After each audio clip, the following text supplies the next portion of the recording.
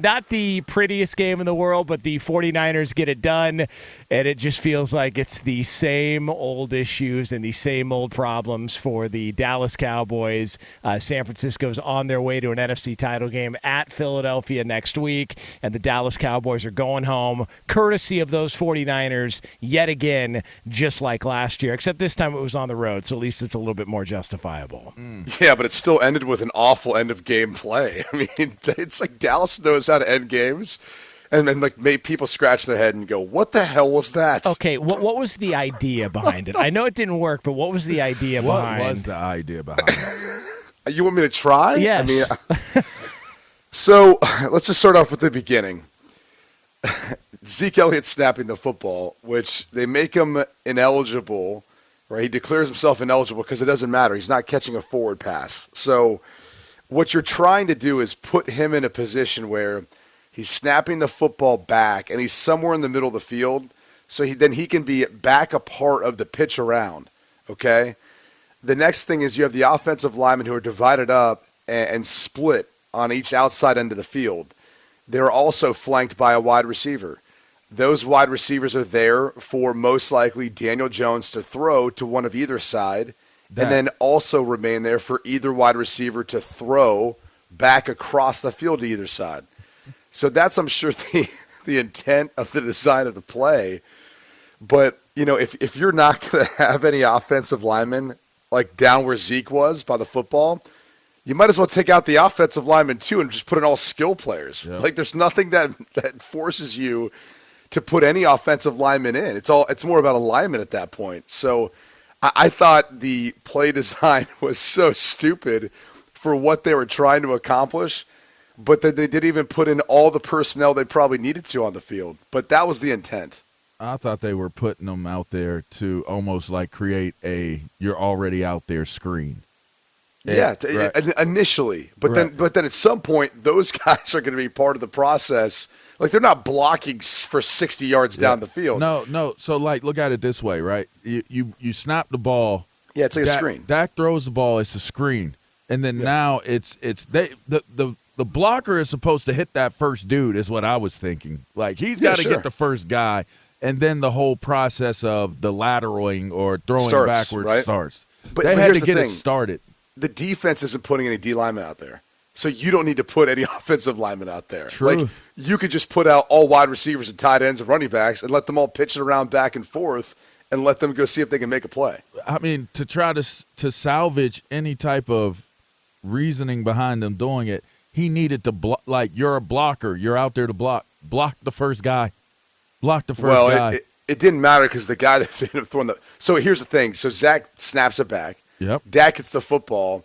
They throw to a slot receiver. The slot receiver catches it, pitches it. The problem is San Francisco blows up Zeke. He's no longer a part of the play. The receiver gets blown up. He gets blown up immediately. Like there was no at that point, if you're an offensive lineman, you can't block the first guy because the first pass is a downfield pass. Yeah. So you can't be ineligible down the field.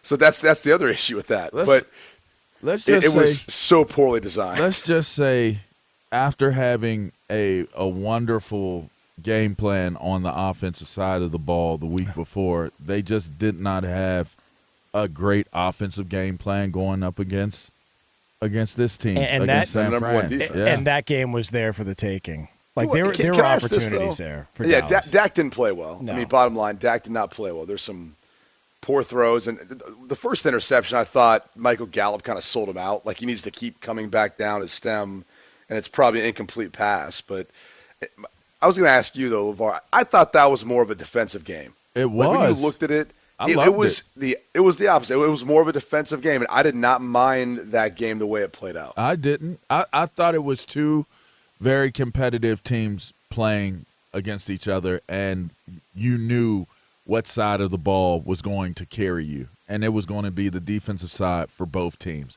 Brock Purdy did what Dak didn't do, which was in a game where you don't lose the game. Like, you can play to win the game, but you don't – sometimes you just got to know that this is just one of those games where I just can't play and give away the game in terms of us losing. And Brock Purdy didn't turn the ball over. You know what? He didn't have big major play opportunities all game where, he was going to throw 4 touchdowns or anything like that. He took what the defense gave him. He made some really good throws at times too, to be honest, but I just thought that was one of those games where, dang, like the one you're talking about with Gallup, I just thought the cornerback just made a hell of a play. I mean, he was able to stop at the top of the route.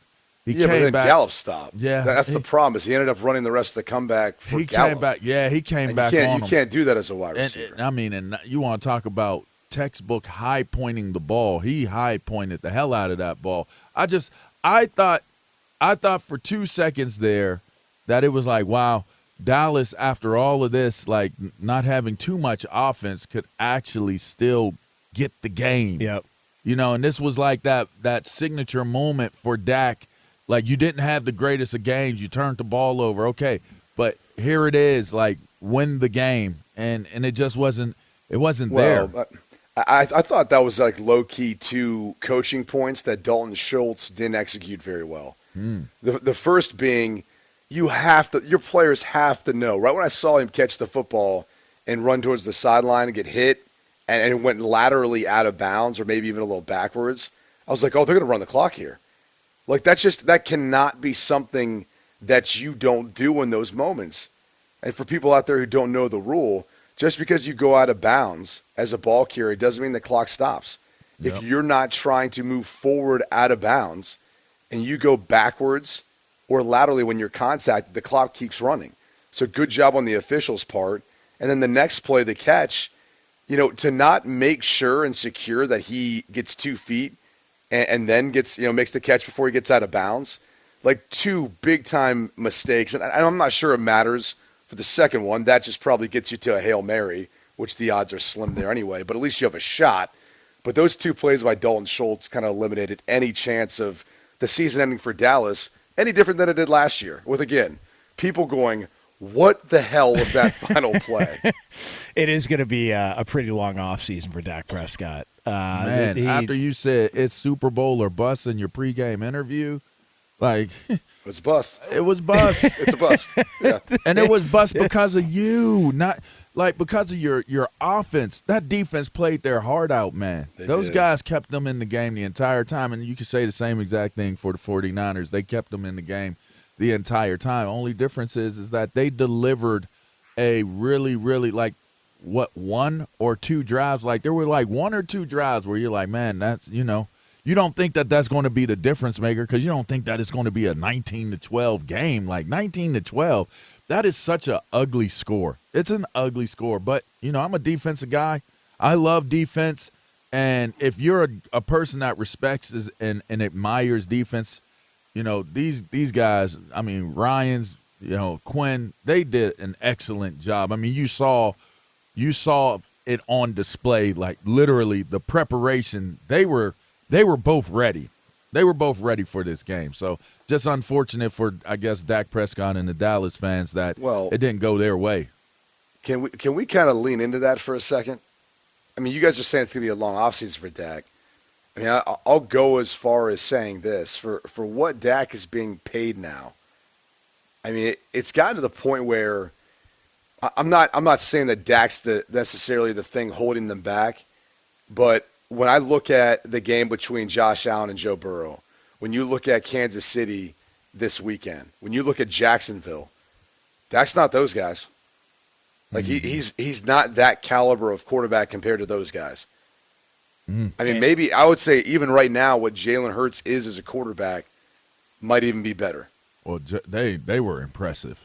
Yeah. Well, that was more their offensive line. We can talk about it, but yeah, I'm stating more of I think if you're Dallas, you took forever to commit to Dak Prescott, and he finally put you in a position where you had to pay him. Now you've paid him, and maybe you were hesitant for a reason. Because you knew. He's not a top, let's say, 8 quarterback, and I think when we look at the league, if we're all being honest with ourselves, if you're not a top 8 quarterback, you're probably not giving your team a chance to win a Super Bowl. Like when you hit a Joe Burrow, when you go up against the Patrick Mahomes, when you go up against the Josh Allen, when you go up against, dare I say, Trevor Lawrence in the future with the way he looks, You know, when you go up against some of these younger quarterbacks who are emerging, maybe it's Hurts now as he's venturing into that.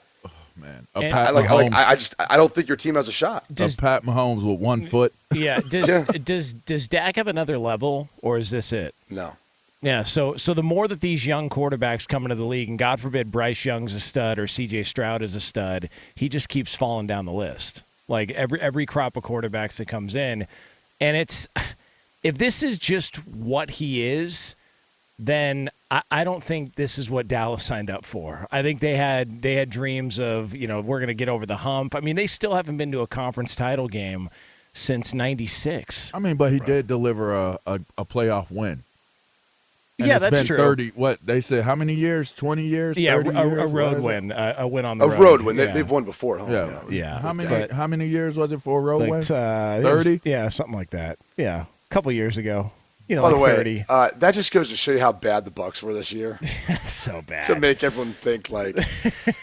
I don't see why people didn't know that.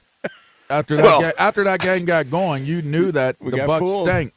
Yeah, but it was the Tom Brady effect. It was like, oh, that's Tom. It's Tom Brady's in the playoffs. They're going to do it. They're going to change everything. No. Tom knew they stank. He threw the game away. Yeah. Let me get y'all an interception. Okay. I'm trying to get up out of here. He gone. Yeah, he gone.